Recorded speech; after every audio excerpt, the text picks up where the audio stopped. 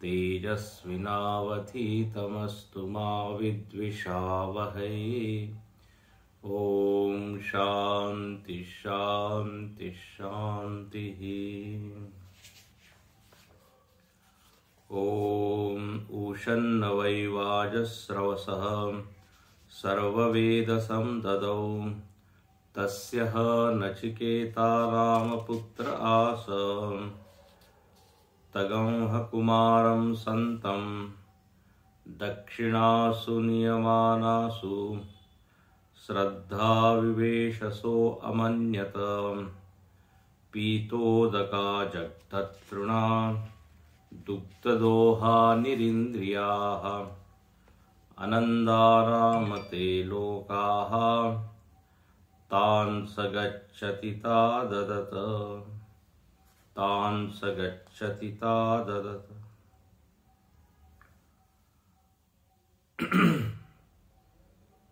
वाजस्रवस ऋषि ने यज्ञ किया। उस यज्ञ का नाम है विश्वजीत यज्ञ। और इस यज्ञ का जो प्रयोजन है वो प्रयोजन है उच्च लोकों की प्राप्ति। स्वर्ग आदि ऐसे लोग जहां पर यहां से ज्यादा बेहतर भोग सुख ये सब चीजें हैं, तो उसकी प्राप्ति ही मुझको हो जाए, मैं वही चाहता हूं। जब उनका ये संकल्प हुआ तो ऋत्विक लोगों ने कहा कि इसमें आपको सर्वस्व दान करना पड़ेगा, जो आपका है वो सब देना पड़ेगा। वाजस्रवस के चरित्र को पढ़ने पर यह लगता है कि वह पूर्ण विरक्त नहीं है, क्योंकि वैराग्य का लक्षण बताया कि इस लोक और परलोक दोनों के भोगों में इच्छा न होना, दोनों ही प्रकार के भोगों की इच्छा न होना, इहलोक और परलोक। तो इनको यहां इस लोक की तो नहीं है इच्छा, लेकिन परलोक के सुखों की जरूर इच्छा है। तो उनमें उन सुख के प्रति एक लोभ है। बोले यहां पर हम दान करेंगे तो वहां मिलेगा। तो पूरी तरह विरक्त तो नहीं दिखाई देते हैं, लेकिन वो है वैदिक,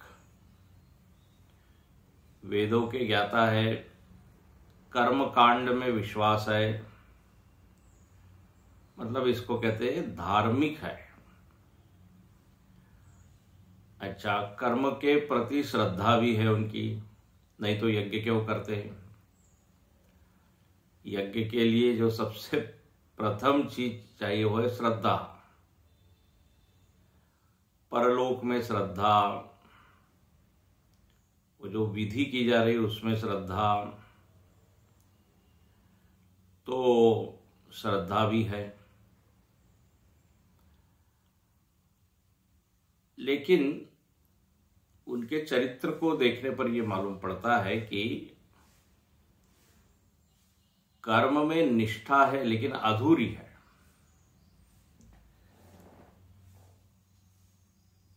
अधूरी इसलिए कह रहे हैं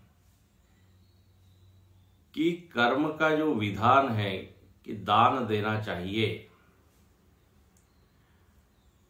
तो उन्होंने क्या इसमें एक चतुराई की कि जो अच्छी अच्छी चीजें हैं वो नचिकेता के नाम लिख दी, मतलब वो अपने पास ही रहे, उसको तो उन्होंने सुरक्षित कर लिया। और अपने पास या अपने नाम की क्या चीज रखी, तो ऐसी दुर्बल गायें जिनमें की कोई शक्ति नहीं है, जो खा नहीं सकती, दूध दे नहीं सकती, पानी पी नहीं सकती, तो जो किसी के भी काम न आए, जो बिल्कुल निष्फल है, उन्होंने उसको अपने नाम किया और कहा कि हम अब नियम का पालन कर रहे हैं, जो हमारी चीजें हैं वो हम दान कर रहे हैं, क्योंकि इस यज्ञ का विधान क्या है कि आपको अपना सब कुछ देना है, अपने नाम की जो चीजें। तो उन्होंने इस तरह की गायें जो है वो अपने नाम रख ली और वो अब दे रहे हैं। अब इसमें थोड़ी सी चालाकी है। अब यही है कर्म। देखिए, एक होता है परिस्थितिवाद और एक होता है कर्मवाद। परिस्थितिवाद मतलब जिसमें हम सुख दुख का हेतु परिस्थिति, जो प्रत्यक्ष व्यक्ति है, अड़ोसी पड़ोसी है, नाते रिश्ते वाले हैं, देश काल है, सुख दुख का हेतु, इन सब चीजों को मानते हैं। दुख है तो बोले इस व्यक्ति के कारण, इस संबंधी के कारण, या परिस्थिति ठीक नहीं है, या ग्रह नक्षत्र की स्थिति ठीक नहीं है, ये भी एक है। तो प्रत्यक्ष को मानना ये क्या है? परिस्थितिवाद है। लेकिन सुख दुख में कर्म हेतु है, ये यदि आप मान रहे तो आप क्या हो गए? कर्मनिष्ठ हो गए। नचिकेता की दृष्टि यहां पर यह दिखाई देती है कि वो पूरी तरह कर्म में उनकी पूरी श्रद्धा है, खंडित श्रद्धा नहीं है, कर्म के प्रति पूरी निष्ठा है। इसलिए जब उन्होंने देखा कि ये दक्षिणा में थोड़ी चतुराई कर रहे हैं, तो बोले अनंदा नाम ते लोकाहा, इस कर्म का जो फल है वो वांछित फल नहीं मिलेगा। चाहते तो है सुख शांति समृद्धि भोग, और उसके लिए जो बताया गया है वो विधान के अनुसार वैसा कर्म नहीं कर रहे, तो फिर क्या होगा? तो बोले इष्ट फल की प्राप्ति नहीं होगी। देखिए, जो चालाकी है, चतुरता है, थोड़ा हम इधर उधर करके दिखाना ये चाहते कि हम बिल्कुल ठीक कर रहे हैं। अब दिखा तो यही रहे कि सारे गायों का दान किया जा रहा है, गायों का दान किया जा रहा है, ये तो दिख ही रहा है ना भरी सभा में सब। लेकिन जो ठीक से जानते हैं कि कौन सी गाय दी जा रही है, तो वो गांव के लोग या समाज के लोग जरूर हंस रहे होंगे, बोले ये दंभी है, दिखा रहे हैं कुछ, मन में है कुछ। तो उनको कितना फल मिलेगा ये जरा संशयास्पद है।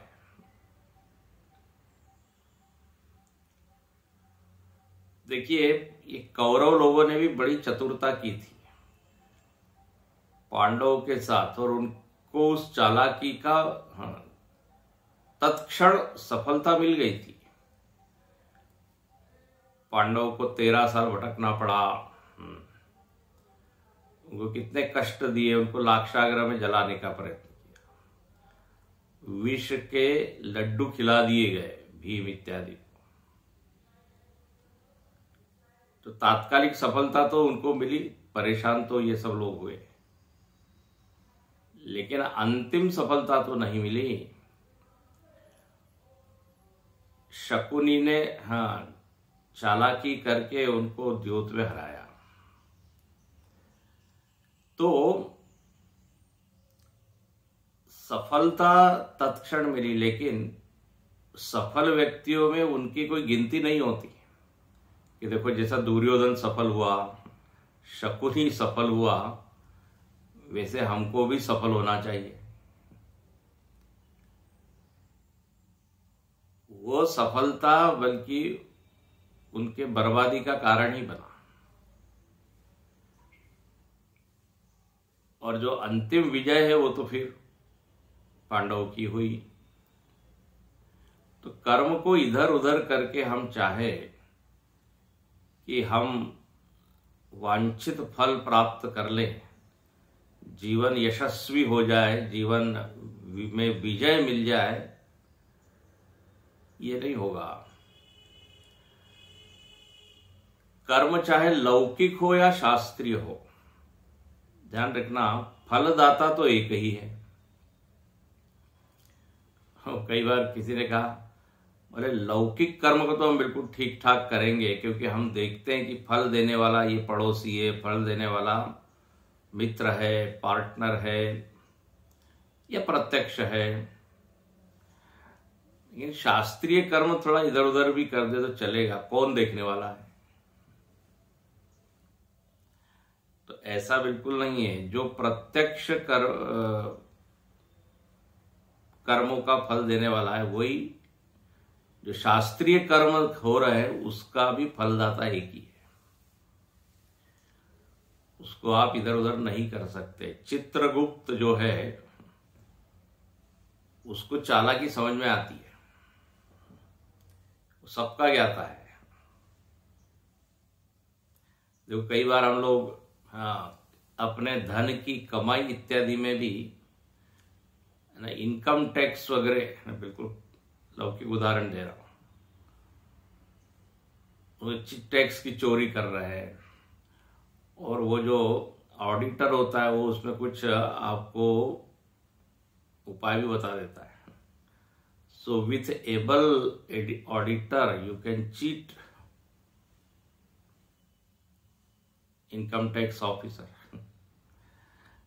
या और भी कुछ तरीके से हम वांछित फल चाहते हैं। तत्क्षण तो शायद मिल भी जाए, लेकिन फिर इंक्वायरी होती तो गड़बड़ होता ही है। तो यहां पर क्या है, इन्होंने तांत्रिक रूप से तो बिल्कुल ठीक ठाक कर दिया, बोले हम दे रहे हैं, अपना सब कुछ दे रहे हैं, लेकिन वास्तव में दे नहीं रहे थे। और ये चीज किसने देखी? नचिकेता ने। बोले हमारे पिताजी ये क्या कर रहे हैं, गलती कर रहे हैं, और इससे इनका फल जो है वो नहीं मिलेगा। अनानंदाहा असुखाहा, ऐसा फल मिलेगा जहां आनंद नहीं है। अब देखिए, दुष्कर्म का फल बताया नरक इत्यादि, सत्कर्म का फल बताया है स्वर्ग आदि। अच्छा, जगत में कई बार ऐसा होता है, विश्वास ऐसा खंडित खंडित होता है। हमने अच्छा कर्म तो किया है, लेकिन मालूम नहीं फल मिलेगा कि नहीं, तो इसलिए थोड़ा इधर उधर तो करना ही पड़ेगा। मतलब उस कर्म के प्रति हमारी निष्ठा 100% नहीं होती। मेहनत तो किया है हमने, सब जैसा बताया वैसा किया है, लेकिन कहीं कुछ ना हो जाए, इसका मतलब क्या है? अभी कर्म के प्रति पूरा भरोसा नहीं है, इसलिए थोड़ी गली उसमें निकाल लेते, थोड़ा कर लेते हैं। वो गुरुजी ने बड़ा अच्छा कहा, बोले शुरुआत में तो हम थोड़ा सा अधर्म करते हैं या थोड़ा नियमों को ताक में रख के काम करा लेते हैं, लेकिन वही फिर आदत बन जाती है, और फिर जो है वो धीरे धीरे वामन रूप जैसा होता है ना, त्रिविक्रम रूप, उनका पैर बढ़ता ही गया। ऐसे ही गलती गलती नियमों का क्या तोड़ना, ये एक आदत बन जाती है। देखो, जितने बड़े बड़े आप देखिए भ्रष्ट लोग हुए, वो एकदम नहीं हुए पहले दिन, थोड़ा सा, थोड़ी सी चोरी कर ली, थोड़ा सा धोखा दिया, थोड़ी चालाकी कर ली, और फिर जो है वो बढ़ते ही जाता है। तो शुरुआत में ही रोक लेना चाहिए, ये बताया। तो ये कार्य अब नचिकेता यहां कर रहा है। तो नचिकेता को ठीक नहीं लगा कि ये इन्होंने क्या किया है, इनके मन में थोड़ा लोभ है। अब देखिए ये एक बड़ी विरोधी चीज ये वाजसराव में दिखती है। एक तरफ तो उनको चाहिए क्या, उच्चलोक इत्यादि। अब उच्चलोक के लिए जो विधान बताया वो विधान का ठीक से पालन नहीं कर रहे हैं। तो संग्रह, उन्होंने अच्छी अच्छी चीज सुरक्षित कर ली पहले। ये विरोधी मनोदशा है। दान करके हम बता रहे हैं कि उदार हैं, और सुरक्षित करके उन्होंने अपने लोभ वृत्ति को संभाल लिया। आप बात पकड़ रहे हैं ना, समझ रहे होंगे हम क्या कहना चाहते हैं।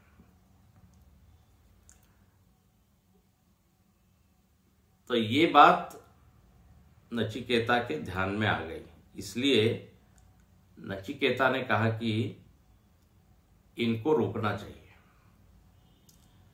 अच्छा, मजेदार बात यह है कि जब वो दक्षिणा में सब इस तरह की गायें दी जा रही थी, तो लोग तो जरूर हंस रहे होंगे, लेकिन लोग तो कुछ बोल नहीं सकते। अच्छा, जो ऋत्विक लोग हैं उन्होंने भी मना नहीं किया, वो कैसे मना करेंगे। अब देखिए फीस इत्यादि जब होती है ना, कोई शुल्क होता है, पारिश्रमिक होता है, तो वो यदि कम दिया जा रहा हो, ठीक नहीं दिया जा रहा हो, तो उसको वो व्यक्ति बोलता है, बोले आप कम दे रहे हैं, ठीक नहीं दे रहे हैं, तय तो ऐसा हुआ था। लेकिन अब ये दक्षिणा में जो चीज मिल रही है, you have no choice over. और वो हिंदी में कहते भी है कि दान में दी जा रही बच्चियों की, बच्चियां मतलब बछड़ों की दांत नहीं गिनते। तो इन्होंने तो किसी ने मना नहीं किया या कुछ बोला नहीं, लेकिन नचिकेता को ये बात खटक रही है। इसलिए यहां देखिए अगले मंत्र में बड़ी अच्छी बात उन्होंने कही। भाष्यकार लिखते हैं, देखो चौथे मंत्र के भाष्य में वो लिखते हैं कि तदेव क्रतु असंपत्ति निमित्तम पितुः अनिष्टम फलम। बोले जो पिताजी कर रहे हैं, क्रतु मतलब होता है यज्ञ, और इस यज्ञ में पूर्णता नहीं हो पाएगी। क्यों? क्योंकि जो यज्ञ के निमित्त दान दिया जा रहा है वो ठीक नहीं है, तो यज्ञ पूर्ण नहीं होगा। और पूर्ण नहीं होगा क्योंकि असंपत्ति निमित्तम, जो संपत्ति देनी चाहिए वो नहीं दे रहे हैं, तो अनिष्टम फलम, गलत विधि कर रहे हैं। गलत विधि से यज्ञ अधूरा रहेगा, यज्ञ अधूरा से जो उनकी इच्छा है वो पूर्ण नहीं होगी, तो उसको कहते हैं अनिष्टम। देखो अनिष्ट मतलब जनरली हम क्या लेते हैं, दुख, अनिष्ट की प्राप्ति। तो इष्ट मतलब होता है इच्छित, और अनिष्ट मतलब होता है जो इच्छित नहीं है, जो वांछित नहीं है। और किसी को भी दुख वांछित नहीं है, दुख किसी का भी इष्ट हो नहीं सकता, सबका इष्ट एक ही है। हमारे स्वामी जी कहते रहे कि लोग इष्ट को लेके झगड़ते रहते हैं, हमारे इष्ट राम है, हमारे इष्ट कृष्ण है, हमारे शिव जी है। इष्ट मतलब आराध्य, ऐसा भी लोग उसका अर्थ लेते हैं। हमारे इष्ट देव कौन है, तो बोले देवी है, हम देवी की उपासना करते हैं। लेकिन स्वामी जी ने कहा सबके इष्ट एक ही है, वो है आनंद। किसी को राम जी की उपासना से आनंद मिल रहा है, किसी को कृष्ण की उपासना से। आखिर मिल तो सबको एक ही रहा है ना, तो वही वांछित है, वही इच्छित है। व्यक्ति दुख की प्राप्ति के लिए थोड़ी उपासना भक्ति कर रहा है, लेकिन किसी की श्रद्धा, यो यः श्रद्धा स एव स, जिसकी जिसमें श्रद्धा है, हाँ, उसका वो जप करता है, उसकी पूजा करता है। तो इष्ट तो सबका एक ही है। तो यहां बोलते इनको अनिष्ट की प्राप्ति होगी, अनिष्टम फलम। इसलिए मया पुत्रेण सता निवारणीयम, ये देखिए नचिकेता है, ये उसका व्यक्तित्व है। कहते हैं मुझको निवारण करना चाहिए, ये जो गलती हो रही है इस गलती से रोकना चाहिए। और आगे क्या लिखते हैं, निवारणीयम आत्म प्रदानेन अपि, इसमें मुझको यदि मेरा बलिदान भी देना पड़े तो भी, मतलब मुझको कष्ट भी हो गए तो भी मैं रोकूंगा, मुझको निवारण करना चाहिए। देखिए ऐसी श्रद्धा है नचिकेता में, कर्म के प्रति श्रद्धा है, पिता के प्रति भक्ति है। अब देखिए जिसके प्रति आपकी श्रद्धा भक्ति हो तो उसके लिए कुछ करना भी तो चाहिए ना। हमारी श्रद्धा कैसी होती है, निष्क्रिय होती है। श्रद्धा में एक बल ऐसा होना चाहिए कि वो कर्म करा ले। यदि हम कहें गुरु में श्रद्धा है, गुरु को हम बड़ा प्रेम करते हैं, भक्ति है, और कभी सेवा नहीं की, कभी उनको प्रणाम नहीं किया, केवल जबानी जवा खर्च इसको कहते हैं, हमारे गुरु ऐसे है वैसे है, हमारे शास्त्र ऐसे हैं, हमारे भगवान ऐसे हैं, लेकिन कभी भगवान के सामने बैठे नहीं, भगवान की कभी पूजा नहीं की, उनको कभी भोग नहीं लगाया, तो ये श्रद्धा क्या है, निष्क्रिय श्रद्धा। अरे भाई जिसके प्रति श्रद्धा है, यदि वो गड़बड़ कर रहा है तो आप जाके उसको संभालिए, रोकिए, प्रयत्न तो कीजिए। अब देखिए गुरुदेव यही कहा करते थे कि समाज में धार्मिक लोग हैं ऐसी बात, धार्मिक लोग नहीं है ऐसी बात नहीं है, लेकिन सब निष्क्रिय है। धर्म के प्रति जितना सक्रियता होनी चाहिए उतनी नहीं है। वो कहते थे अधर्मी लोगों के कारण अधर्म नहीं है, बल्कि धार्मिक लोग सुस्त है। अब कई बार वोट देने की भी जब बात आती है तो देखिए लोग कहते जरूर है कि अच्छी गवर्नमेंट आए, अच्छे नेता जो है वो राज करे, लेकिन उसके लिए फिर जो हमको करना है वो नहीं करते। कहते उस दिन लोग पिकनिक बना लेते हैं, छुट्टी बना लेते हैं। तो यदि प्रयोजन आपका है कुछ अच्छा, तो उसके लिए जो आवश्यक है वो करना भी चाहिए। तो यहां पर यह है श्रद्धा इनकी, उन्होंने कहा कि नहीं नहीं हमको करना ही चाहिए। अब जैसे देश की भक्ति, मैं देश को मानता हूं, लेकिन देश के लिए कभी कुछ नहीं करेंगे।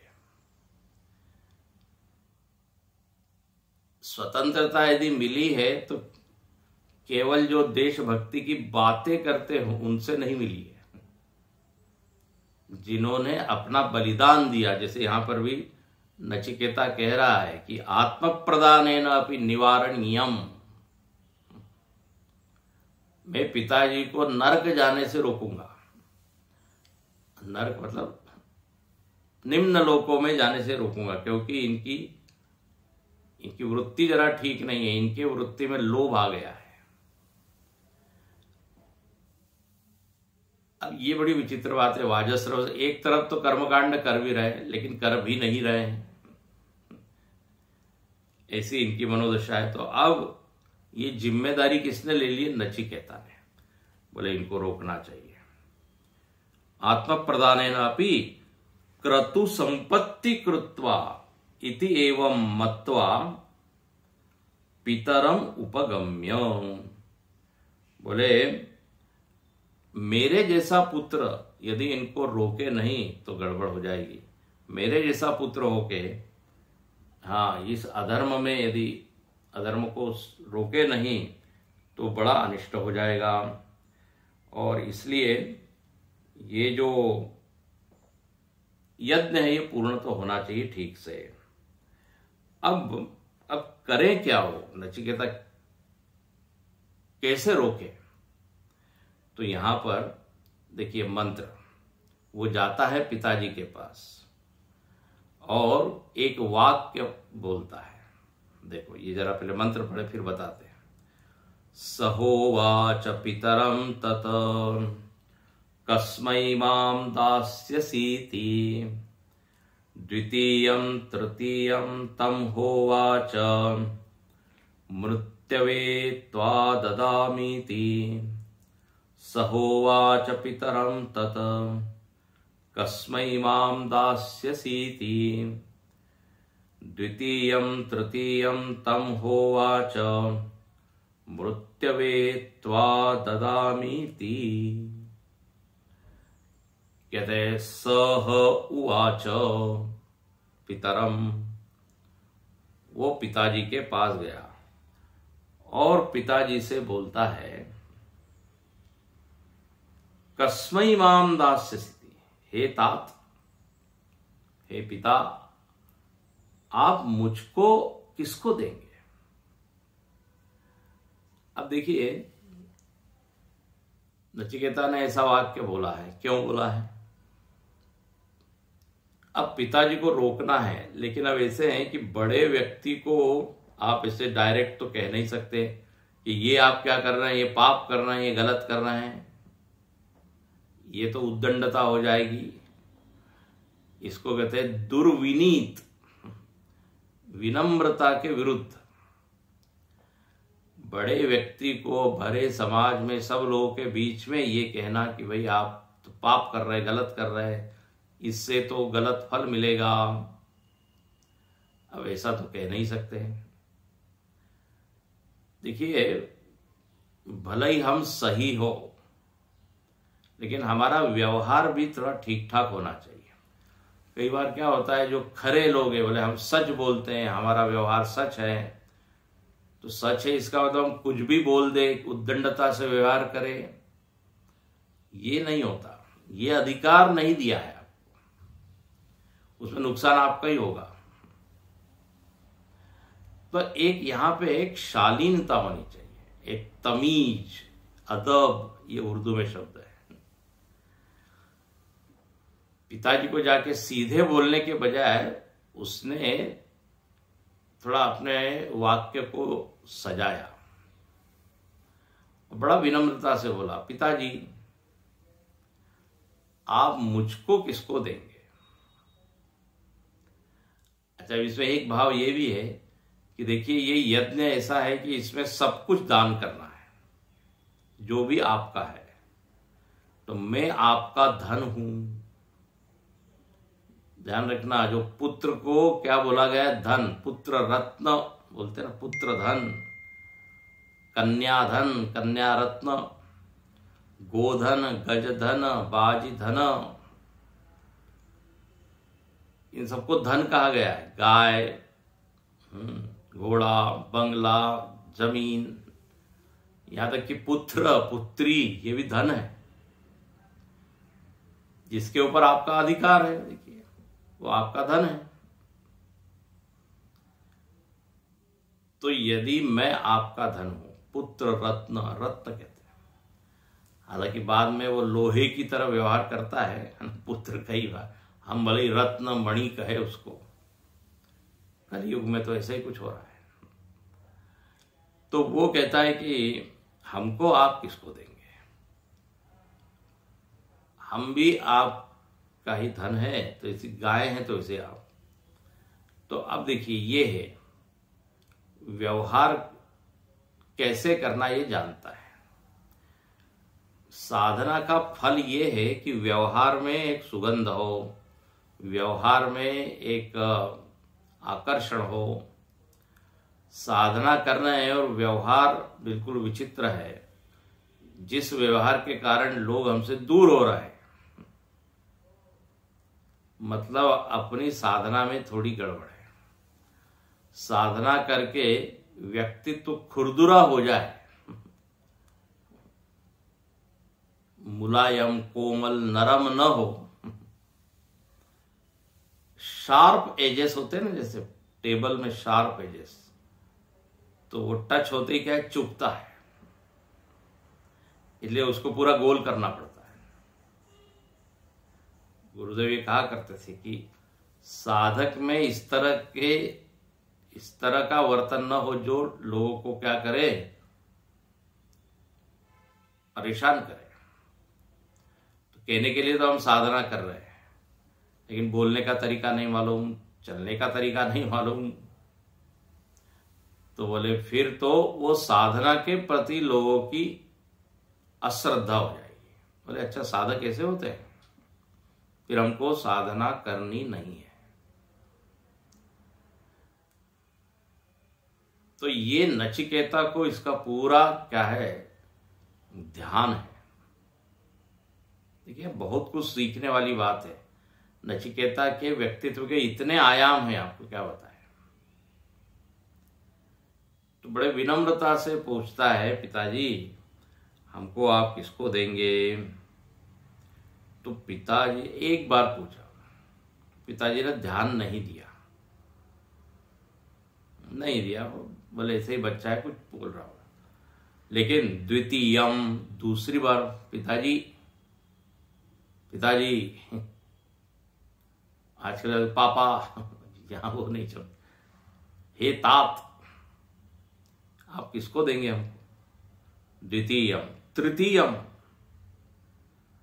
तीसरी बार भी पूछा, 2 बार में तो कोई उत्तर नहीं आया, बोले एक बार और पूछते, तृतीयम। तो पिताजी थोड़े झुंझला गए, एकदम झुंझलाहट होती है, थोड़े नाराज हो गए। बोले अभी सब ठीक ठाक यहाँ यज्ञ हो रहा है, सब चल रहा है, ये तुम क्या पूछ रहे हो, किसको देंगे? और एकदम गुस्से में क्या बोल दिए, मृत्यवे त्वा ददामीति, तुमको जो है मैं मृत्यु को देता हूं, यमराज को देता हूं। कई बार हम व्यवहार में मर जाओ ऐसा बोल देते हैं। ये मर जाओ, मरना, ये जो शब्द है इसका बहुत प्रयोग करते हैं, मरो ऐसा बोलते। या भी कई बार क्या होता है, कोई ऐसे मेहमान लोग आ जाते हैं जो आने वाले हैं, जो हम चाहते नहीं है, तो एकदम मुंह से निकलता, अरे मर गए, अब आज तो वो आ रहे हैं, ऐसा हम बोल देते हैं एकदम। मर गए मतलब परेशान होना पड़ेगा। और कई बार तो लोगों की आदत ही हो जाती है, अरे मारे जाएंगे, मर गए। तो एक व्यक्ति ने कहा, अभी 2 मिनट में 3 बार आप मर चुके हो, कुछ भी होते, अरे मर गए, ऐसा लोग बोल देते हैं। तो यहां पर पिताजी ने गुस्से में बोल दिया, जाओ मैं तुमको मृत्यु को देता हूं। अंग्रेजी में कई बार बोलते हैं गो टू हेल, ऐसा बोल देते हैं, गो टू हेल। अब देखिए सामान्य व्यक्ति उसको इतना सीरियसली नहीं लेता, गंभीरता से। ये थोड़ी कि अच्छा चलो मैं मरने की तैयारी करता हूं, आपने बोल दिया है, बताइए नर्क का रास्ता किधर है, आप बोल रहे हैं गो टू है। ज्यादा चिंतन करते नहीं हम। लेकिन यहां पर जो नचिकेता है ना, वो बहुत ही सेंसिटिव है, संवेदनशील है। वो यहां पे बड़ा क्या होता है, विचार करता है। ये पिताजी ने ऐसा वाक्य क्यों बोला? तो देखिए पहले भाष्य देखिए, भाष्य में क्या लिखते हैं, दूसरी पंक्ति जो है 8 नंबर पृष्ठ पर, कि पितरम उपगम्य स होवाच, पिता के पास हो गया और ह उवाच, ये ह निपात है, ये बार बार ह आता है। ह वा, कल आपको बताया था किल, ये सब निपात है।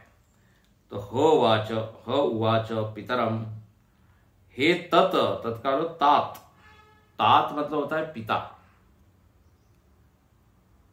कभी कभी पुत्र और शिष्य को भी तात बोल दिया जाता है। तन धातु से तात बनता है। तनोति, जो विस्तार करे, वंश का विस्तार करे। ये तात शब्द दोनों तरफ चलता है, पिता पुत्र, क्योंकि दोनों के कारण ही वंश का क्या होता है, विस्तार होता है।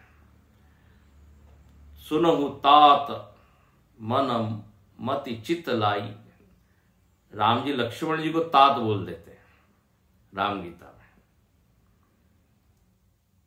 तो शिष्य के लिए भी कभी कभी आता है, तो यहां पे तो पिता के लिए बोला है।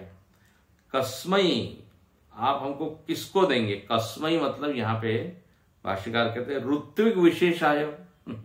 बड़ा अच्छा, बोले आप एक एक ऋत्विक को एक एक गाय दे रहे हैं, ये गाय इसको, ये गाय इसको। तो बोले अब मेरा नंबर है, मैं किसके पास जाऊं?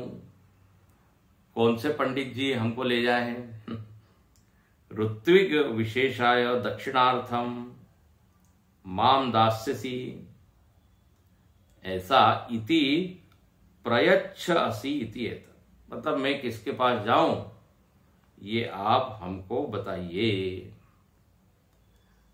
अब हुआ ये, पिताजी ने पहले तो ध्यान नहीं दिया, इसलिए यहां लिखते हैं एवं उक्तेन पित्रा उपेक्षमाणोपि, पहले तो पिताजी ने उपेक्षा कर दी।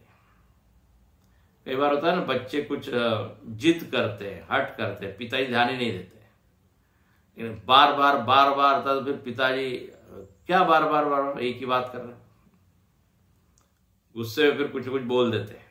ऐसा ही यहां पे हुआ, पहले तो उपेक्षा कर दी, तो अब नचिकेता की उपेक्षा कर दी, तो सामान्य बच्चा क्या होता है, वो चले जाता है, और अब पिताजी ध्यान नहीं दे रहे हैं, छोड़िए। लेकिन यहां ऐसा नहीं हुआ, उपेक्षमाण अपि द्वितीयम, दूसरी बार फिर पूछा, फिर तृतीयम, तीसरी बार, पिताजी कौन से ऋत्विक को आप मुझको दे रहे हैं? अपि उवाच कस्मै माम दास्यसि कस्मै माम दास्यसि इति। जब ऐसा उन्होंने 3 बार पूछा है नचिकेता ने, तब तो पिताजी ने कहा इसके ऊपर थोड़ा ध्यान देना पड़ेगा, ये तो पीछे ही पड़ गया है। And he is seriously asking और व्हाट, क्यों ये ऐसा पूछ रहा है? तो बोले नायम कुमार स्वभाव इति, ये कोई बाल स्वभाव तो इसका नहीं है। मतलब ये ऐसा क्यों कह रहा है? अब पिताजी ने उस समय तो ज्यादा विचार नहीं किया, लेकिन सीधा क्रुद्ध सन, क्रोधित हो गए, और पिता तम पुत्रम, तम पुत्रम, या तम आया ना, तगम होवाच, श्रुति में देखिए तम होवाच मृत्यवे त्वाम ददाति, तो तम मतलब पुत्रम, नचिकेता को कहा उन्होंने, उवाच मृत्यवे, मृत्यवे मतलब क्या है? तो मृत्यवे का अर्थ क्या है? वैवस्वताय। देखो आपने पहला ही वाक्य पढ़ा था, ब्रह्म विद्या आचार्याय वैवस्वताय मृत्यवे, है ना, नचिकेत से च, हम लोगों ने प्रणाम किया था। तो वहां भी विवस्वान के ये पुत्र होने के कारण ये शब्द आता है वैवस्वत। तो मृत्यवे का अर्थ क्या है? वैवस्वत, सूर्य के वंश में जो उत्पन्न हुए हैं। तो ये यमराज बोले जाओ, मैं तुमको उस मृत्यु को देता हूं, जो कि विवस्वान के पुत्र है। त्वा मतलब त्वाम ददामीति। आप देखिए, नचिकेता उनको संभालने के लिए बोलता है, और बड़ा उन्होंने विनम्रता पूर्वक ही पूछा है।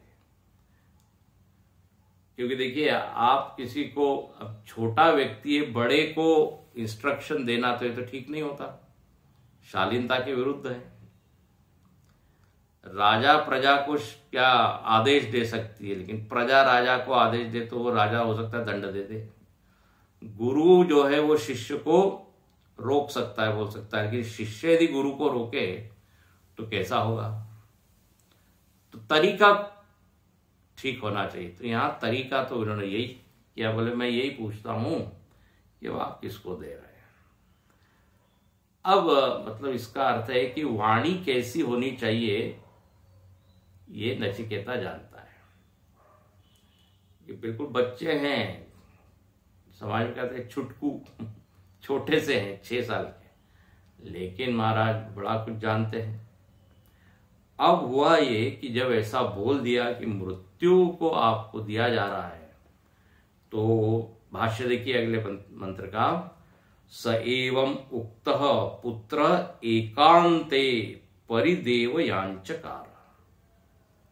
अब वो जो नचिकेता है वो एकांत में गया और परिदेव यांचकार मतलब क्या, वह विचार करने लगा एकांत में जाके। बोले अब इस वाक्य के ऊपर जरा विश्लेषण इसका करना चाहिए, विचार करना चाहिए। आखिर पिताजी ने ये वाक्य क्यों बोला, देखिए। और वो चिंतन पिताजी के ऊपर नहीं करता है, ध्यान से सुनना, वो स्वयं के ऊपर करता है कि क्या मैंने कोई गलती कर दी क्या, आखिर पिताजी इतने नाराज क्यों हो गए,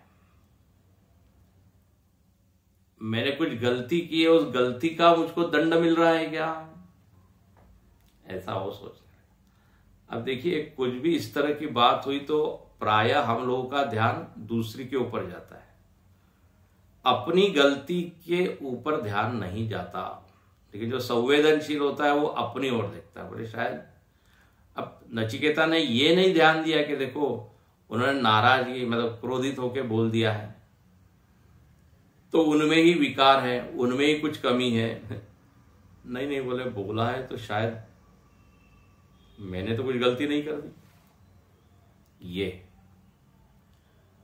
ये आखिर एकदम मृत्यु के पास उसको भेजा जा रहा है, ये क्यों हुआ है। तो अब देखो कैसा वो विचार करता है। बहुत अच्छा ये मंत्र है, 5वां मंत्र। बहूनामेमि प्रथमो बहूनामेमि मध्यमः किं स्विद्यमस्य कर्तव्यं यन्मयाद्य करिष्यति। बहूनामेमि प्रथमो बहूनामेमि मध्यमः किं स्विद्यमस्य कर्तव्यं यन्मयाद्य करिष्यति। बोले पिताजी मुझको यमराज के पास जाकर कौन सा प्रयोजन पूरा करना चाहते हैं। यमस्य किम कर्तव्यम मया अद्य करिष्यति, मतलब मैं यदि यमराज के पास जाऊं तो इससे पिताजी का क्या प्रयोजन पूरा होगा। मतलब वो देखो क्या सोचता है कि शायद पिताजी का कुछ प्रयोजन पूरा होगा, कुछ काम पूरा होगा, इसलिए मुझको वहां भेजा जा रहा है। अब देखिए विचार करने का तरीका ही कितनी गहराई से वो विचार कर रहा है। पिताजी यमराज के पास भेज रहे, शायद कुछ काम होगा, कौन सा प्रयोजन होगा, कौन सा काम होगा।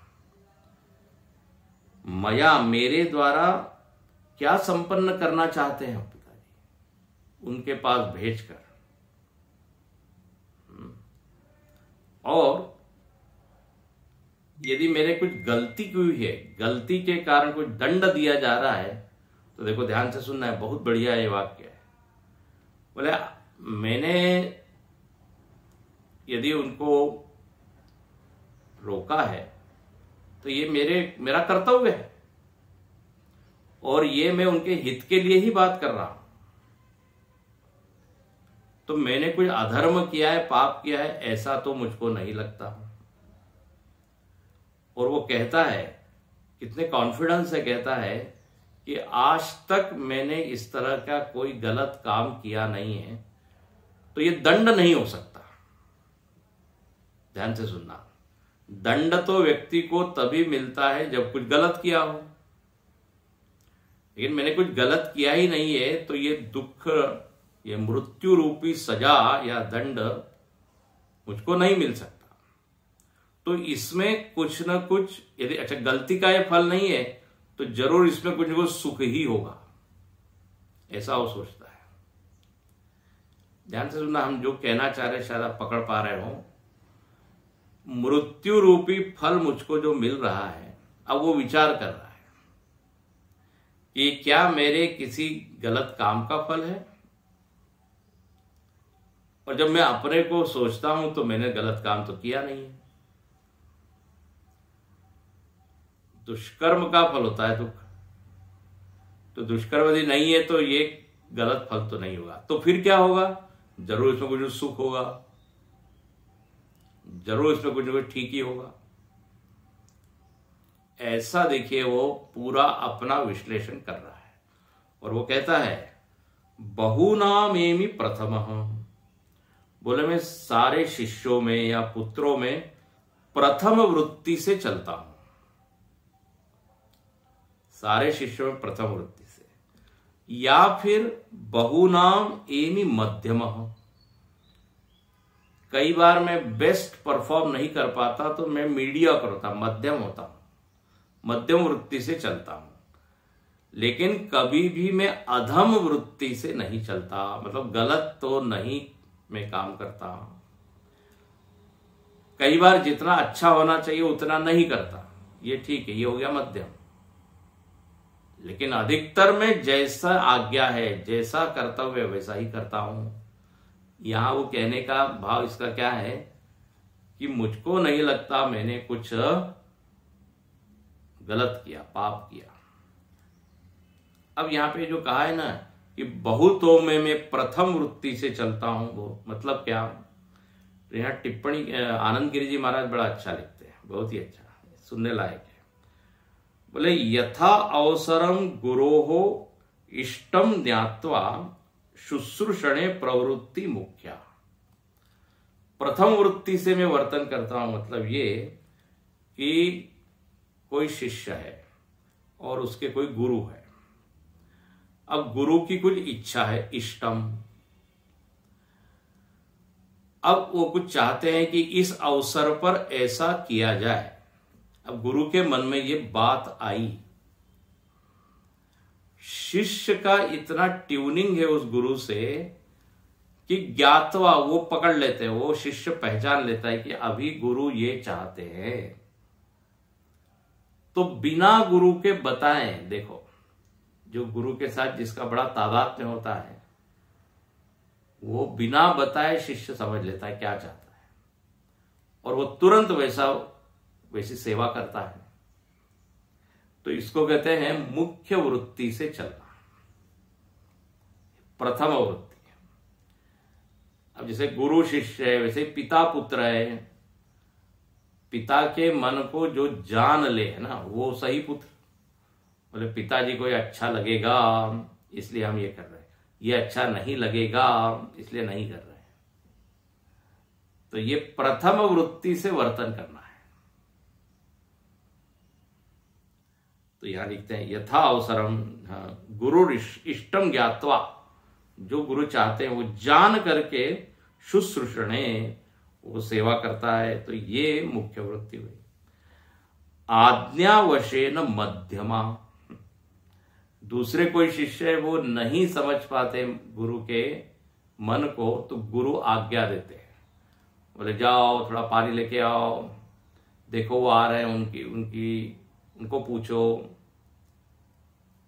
हाँ, तो गुरु आज्ञा देता है तब वो करते, ये मध्यमा वृत्ति है। जिनकी स्वयं की बुद्धि नहीं है वो ज्ञात्वा नहीं, वो श्रुत्वा, आज्ञा को सुन के फिर करेंगे। और तद अपरिपाले न अधमा, और जो अधम लोग होते हैं वो तो गुरुजी कितना भी बोले वो करते ही नहीं, बोले हाँ जाएंगे करेंगे, अभी क्या जल्दी है, गुरुजी ही उठा रहे हैं, उठो बेटा सुबह हो गई है, चाय बना दी है। 2-4 बार गुरुजी उठा रहे हैं फिर भी नहीं उठ रहा है। 5वीं बार में वो शिष्य उठ गया।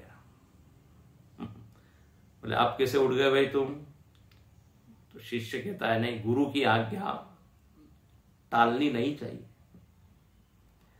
तो अब ये क्या है? अधम, जो गुरु से ही सेवा करवा रहा है, बताइए। तो 3 तरह के शिष्य हो गए, प्रथम, मध्यम, अधम। तो यहां आत्मविश्लेषण नचिकेता करता है कि मैं तो बिल्कुल मुख्य वृत्ति से ही करता हूं, जो आज्ञा हुई है तदनुसार, बल्कि उसके पहले ही मैं पिताजी की सेवा करते रहा हूं, तो फिर आखिर पिताजी ने ऐसा क्यों कहा? तो इस तरह से परिदेव यांचकार। अच्छा, मेरे को वहां भेज रहे हैं तो क्या कुछ इनका प्रयोजन है क्या? अब बताइए यमराज से क्या प्रयोजन हो सकता है? लेकिन फिर भी वो सोचते हैं। इसलिए देखिए भाष्य की एक पंक्ति पढ़ के हम पूर्ण करें। बहुनाम शिष्याणाम पुत्राणाम वा एमी गच्छामि। एमी का अर्थ है गच्छामि। प्रथम सन्मुख्या शिष्यादि वृत्त्या इत्यर्थः। बोले बहुत सारे शिष्यों में या पुत्रों में मैं तो हमेशा प्रथम वृत्ति से ही चलता हूं। मतलब बिना बताए ही हम कर लेते हैं। तो हमेशा तो हमारा ऐसा ही वर्तन रहा है। हाँ, कभी कभी मध्यमानाम च बहुनाम मध्यमा वृत्ति, कभी कभी मध्यमा वृत्ति होती है। न अधमा कदाचित अपि। लेकिन कभी भी मैं ऐसा दुर्विनीत या उद्दंड उच्छृंखल ऐसा तो कभी हुआ ही नहीं। तो फिर आखिर मैं ऐसी वृत्ति वाला, मुझको ऐसा क्यों कहा गया? तम एवं विशिष्ट गुणमपि पुत्रम माम। ऐसे गुण वाला मैं, यहां मतलब अभिमान नहीं है, लेकिन वो कह रहे हैं कि हमने तो कभी इस तरह से गलत बात की नहीं कि एकदम नाराज होके बोल रहे जाओ। तो तम एवं विशिष्टम गुणमपि पुत्रम माम मृत्यवे त्वाम ददामि इति उक्तवान पिता। तो पिताजी ने फिर भी हमको ऐसा क्यों कहा है? तो क्या कुछ करवाना चाहते हैं क्या? अब ये अगली पंक्ति। स किम स्वित यमस्य कर्तव्यम प्रयोजनम मया प्रत्येन करिष्यति। मेरे जाने से उनका कुछ कर्तव्य पूरा होगा क्या? आखिर क्या है ये? एक तो ये है, और अंतिम वाक्य नूनम प्रयोजनम अनपेक्ष एव क्रोधवशाद उक्तवान पिता। और अब जाकर यहां पे नचिकेता कहते हैं और शायद ये हो सकता है कि क्रोध के वश में उन्होंने बोल दिया हो। अब ज्यादा सोचने की जरूरत नहीं कि क्या कर्तव्य है, क्या यमराज से बोले। दूसरा एक विकल्प क्या है? बस गुस्से में आके बोल दिया, झुंझलाहट में। यही हो सकता है। इस तरह से वो अपने बारे में सोचता है। कहने की बात यहां पर इतनी ये है कि वो इतने से एक वाक्य को लेके बड़ा सीरियस है, गंभीर है। इससे समझ में आता है उसका व्यक्तित्व भी कितना गहन गंभीर होगा। नहीं तो सामान्य बच्चा क्या रोने लग जाए, यहां से चले जाए, सोचेगा कौन? तो ये सोचता है। फिर आगे वो पिताजी को फिर देखो बोलता है कि पिताजी आपको वही व्यवहार करना चाहिए जो अपने पूर्वजों ने किया है। बहुत ही सुंदर है अगली पंक्ति, कल देखेंगे। ओम पूर्णमद पूर्णमिदं पूर्णात् पूर्णमुदच्यते पूर्णस्य